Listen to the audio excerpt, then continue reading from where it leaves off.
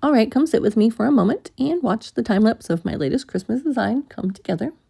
So the first part of this piece is all about sketching out the frames. The stage is fairly quiet and grounding, just rough shapes, spacing, and figuring out how everything's going to live on the page together.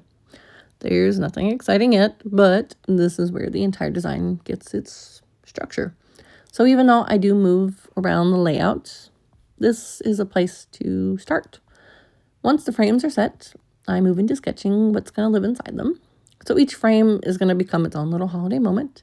Christmas tree, a stocking, a gingerbread cookie, a ghost and a candy cane, another candy cane, because can't have too many of those, a simple bow, some Christmas lights, an ornament, and the words "'Tis the season." At this point, though, it's still loose and imperfect, just ideas slowly finding their shape.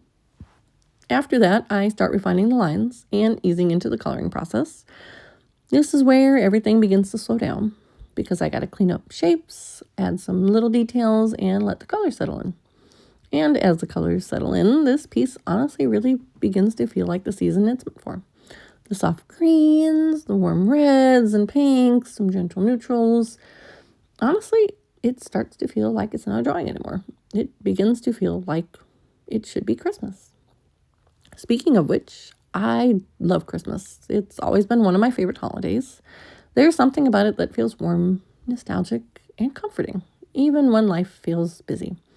I also love blending that holiday warmth with the things I'm naturally drawn to as an artist. The bats, the skulls, and lately ghosts.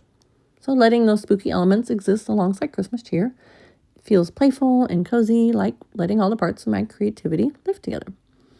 I've always been inspired by the whimsy of nature in the holiday season, the quiet details, the small moments that feel magical without trying too hard. I used to live someplace where, honestly, it snowed a ton. But now I live down south where it rarely snows, even when it gets cold.